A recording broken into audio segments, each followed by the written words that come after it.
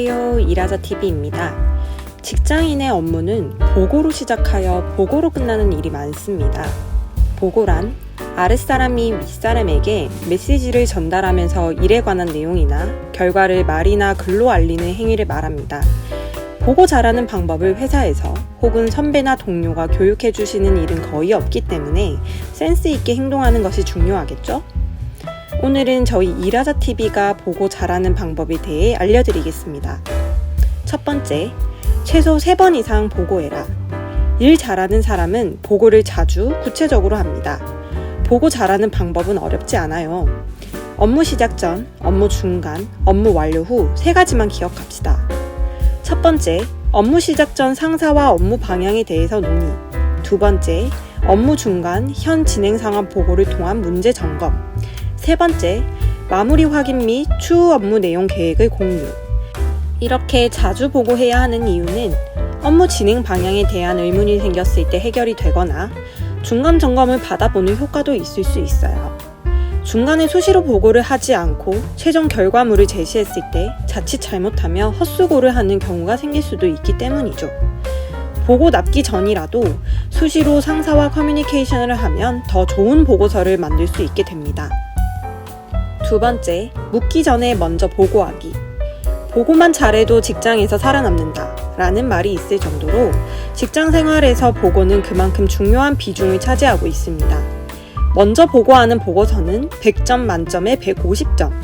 먼저 보고해야 하는 이유에 대해 알아보겠습니다. 첫 번째 이유는 알아서 명쾌한 방향을 제시하는 팀장은 흔치 않다입니다. 팀원들은 팀장이 명확하게 일의 방향을 제시해줘야 하는 거 아닌가요? 라고 생각할 수 있지만 팀장 역시 같이 해답을 찾아가는 존재입니다. 팀장은 방향을 제시하는 데에는 약할 수 있지만 풍부한 경험을 통해 내가 제안한 아이디어를 논의하면서 발전시키는 데에 도움을 받을 수 있습니다. 두 번째 이유는 먼저 문제를 제기해 팀장이 생각하게 하는 편이 낫다입니다. 먼저 이유를 던져 팀장이 생각하게 만들고 아이디어를 제시해 팀장의 판단을 유도하는 방법입니다. 또한 보고는 팀원 자기 자신을 보호하기 위한 안전장치. 보고하면 팀장 책임이지만 보고하지 않으면 팀원 책임이 됩니다. 세 번째, 하고 싶은 말보다 상대가 궁금해하는 내용으로 보고하기. 일반적인 대화에서는 중심이 말하는 사람에 있지만 보고를 할 때는 듣는 사람 중심이 되어야 합니다. 특히 일이 예전과 다르게 흘러가거나 본인의 실수로 인해 차질이 생겨 보고해야 하는 상황일 때 많은 실무자들이 이슈가 생긴 이유나 배경을 설명하는 데 많은 시간을 쓰거나 자신이 얼마나 열심히 일했는지 전달하고 싶은 마음에 장황하게 보고를 늘어놓는 경우가 있습니다. 이렇게 보고하게 되면 그래서 결론이 뭐야? 혹은 뭘 말하고 싶은 건데?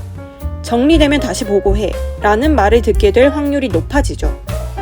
이런 불편한 상황을 만들고 싶지 않다면 이슈가 생긴 경위보다는 수습하거나 해결할 방법을 준비해서 최대한 빠르게 보고를 드리는 게 좋습니다. 이미 벌어진 일을 주워 담을 수는 없고 이슈가 생겨도 일은 진행을 해야 하니까요. 따라서 문제 발생의 경위에 대해서는 간략히 설명한 후 서둘러 해결 방법이나 계획을 보고해야 합니다. 또한 상사가 보고의 대략적 분위기나 맥락을 미리 알 수 있도록 긍정적이거나 중립적인 이야기는 두괄식으로 핵심을 먼저 말하고 부정적인 이야기는 미괄식으로 말해보시면 보고 분위기가 훨씬 좋아질 거예요.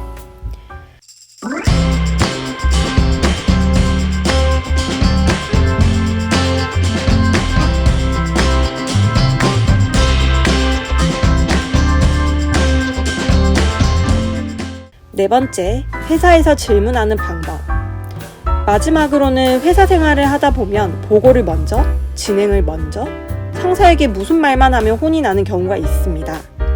시시각각 바뀌는 상사의 마음에 어느 장단에 춤을 춰야 할지 모르겠다면 내가 질문을 할 때 상사가 결정을 내릴 수 있는 소스를 던져줬는가? 한번 생각해 볼 필요가 있습니다. 질문의 구체성을 갖춰야 하며 선택은 상사가 할 수 있도록 해야 합니다. 첫 번째 방법은 옵션 제시입니다.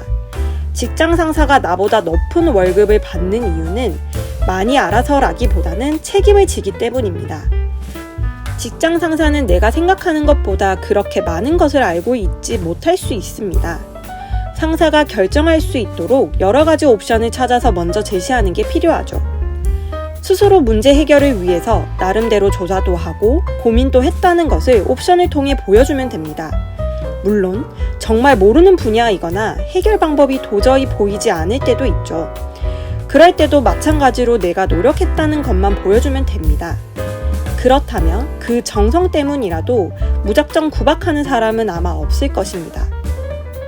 두 번째 방법은 실무자의 의견 제시입니다. 회사 사람들은 늘 바쁘고 생각보다 남이 뭐 하는지 잘 모르는 경우가 있습니다. 그러므로 업무의 담당자만이 알 수 있는 것들이 많이 있죠. 해당 업무의 관리법이나 히스토리, 담당자의 성격적 특성 같은 것들은 아무리 유능한 사람이어도 한눈에 파악하기란 어려운 일이죠. 상사가 그런 특징들을 다 알 것이라고 기대하면 안 됩니다. 업무의 특징이 뚜렷한 경우, 통상적인 해결 방법이 적용되기 힘든 경우가 있고, 이럴 때 실무자의 의견이 필요합니다. 내 일은 내가 제일 잘 안다 라는 생각으로 의견을 제시하면 직장 상사의 선택의 퀄리티도 높아지겠죠? 지금까지 보고 잘하는 방법과 질문 잘하는 방법에 대해 알려드렸습니다. 이 밖에도 인사, 노무와 관련하여 궁금하신 점이 있으면 아래 QR코드를 찍고 카카오톡 상담 채널로 문의해주세요. 이상 일하는 사람들을 위해 만드는 채널 일하자TV였습니다. 도움되셨다면 좋아요, 구독, 알림 설정 부탁드려요. 감사합니다.